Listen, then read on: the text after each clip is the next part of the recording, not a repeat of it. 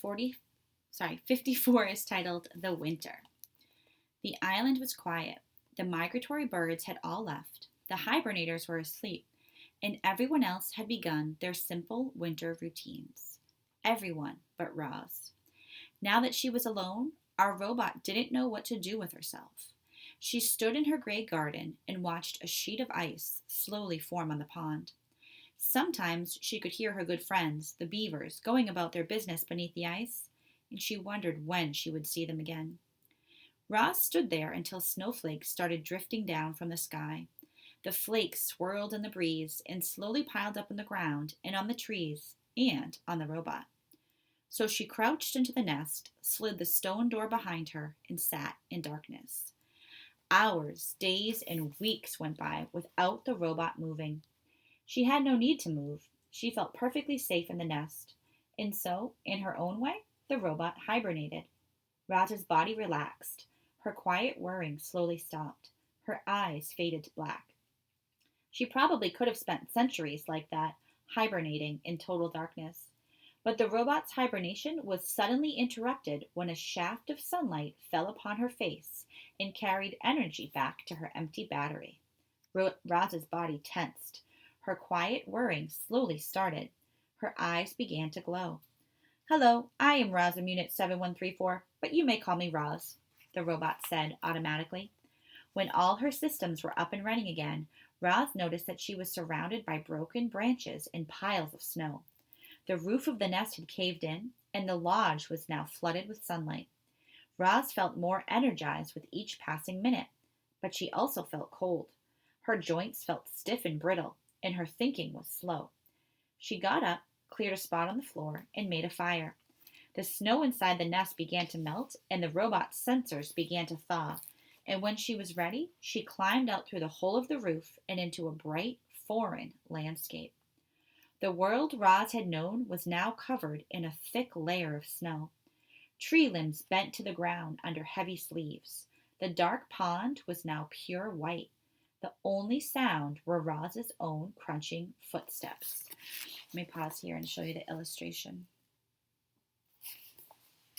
Faint wisps of steam curled up from the robot's body as she trudged through the forest. Roz plunged a hand into a lump of snow and pulled up a long stick. She snapped it in half and flung both pieces back to the nest. She took a few more steps and picked up a fallen tree. She hacked it into smaller pieces and flung them back as well. Then she reached down to another snowy shape, but what she pulled up was not a piece of wood. It was Dart the weasel. He was frozen solid. Roz stared at his stiff body for a moment, then decided it was best to leave the poor thing where he was. As the robot continued gathering wood, she found more victims of the cold. A frozen mouse, a frozen bird, a frozen deer. Had all the island animals frozen to death? No, not all. There were a few fresh tracks in the snow. As we know, the wilderness is filled with beauty, but it's also filled with ugliness. And that winter was ugly. A devastating cold front had swept down from the north and brought dangerous temperatures and huge amounts of snow. The animals had prepared for winter, but nothing could have prepared the weaker ones for those long nights when the temperature plummeted and the wind whipped over the island. Roz returned to the nest, where the fire had melted the interior snow to a muddy soup. She took a minute to warm her body by the flames, and then she began the repairs. She patched up the hole in the dome with a latticework of branches before adding a layer of mud and leaves, and soon the repairs were complete. But another snowfall might cave in the nest all over again, so Roz decided to keep a fire going day and night to prevent snow from building up on the roof. The robot brought in load after load of firewood, and each time she went outside, she was reminded of the frozen weasel and mouse and bird and deer. How many other frozen animals were hidden beneath the snow? Before going in for the night, she called out to whoever was listening, "Animals of the island, you do not have to freeze. Join me in my lodge, where it is safe and warm." Chapter 55 is titled The Lodgers. Firelight spilled out from the nest and into the cold, blustery night. Roz sat inside and listened to the wind and to the soft pops and crackles of burning wood. And then the robot's keen hearing picked up another sound, tiny footsteps crunching through the snow. Roz, I'm freezing. Can I join you by the fire, please? Said a weak voice. Into the light crawled Chit Chat. The squirrel was shivering, and clumps of ice stuck to her fur. When she finally felt the heat of the fire, she collapsed.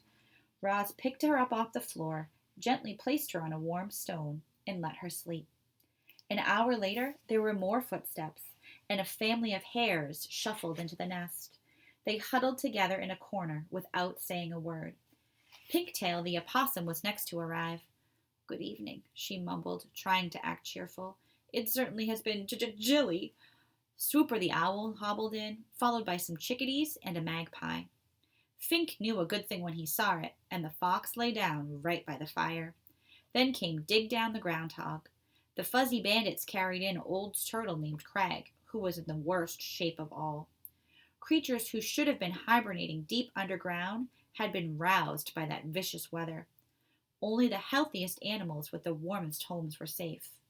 More and more weary animals appeared, and slowly the lodge filled up. I'm going to stop here to show you the illustration with the fire coming out of the smoke.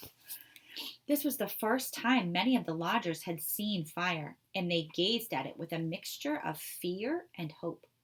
They could feel the fire's destructive power, but they could also feel its healing power as it warmed their bones. The lodgers seemed to push forward, eager to feel more warmth, and then pull back, afraid of feeling too much. It was important that the lodgers understood fire, so Roz showed them how to build one. She showed the smaller animals how to arrange the kindling, and she showed the bigger animals how to arrange the logs. Bumpkin, Lumpkin, and Rumpkin struck the firestones together, and everyone cheered when they finally managed a spark. As Roz looked around, she saw moles curling up beside an owl, a mouse snuggling between two weasels, hares nestling against a badger. Never before had the robot seen prey and predators so close and peaceful. But how long could the peace possibly last? I propose a truce, said Roz, like the Dawn Truce. Everyone must agree not to hunt or harm one another while in my lodge. Very well, said Swooper, after consulting his carnivorous friends. We hunters will control ourselves. Then it is settled, said Roz. My home is a safe place for all. One by one, the lodgers each fell into a deep sleep. Even the nocturnal creatures, usually wide awake at that hour, gave in to the coziness of the nest. The robot stood out of the way and quietly tended to the fire as her guests slept through the night. Only when daylight was streaming in through the door did the lodgers finally begin to stir. You are all welcome to stay here as long as you like, said the robot as the animals rubbed sleep from their eyes. My home is your home. Thanks a lot, Roz. Fink carefully stepped over a hare and a woodpecker on his way to the door. I don't think I would have survived another night on my own. It's just too bad we can't cram a few more creatures in here. And the fox slipped outside. The robot looked down at the fur and feathers that now carpeted the floor. The nest had been completely full that night. If any more animals showed up, they'd have been left out in the cold. But Roz was not about to let that happen. In chapter 56 is titled The New Lodgers.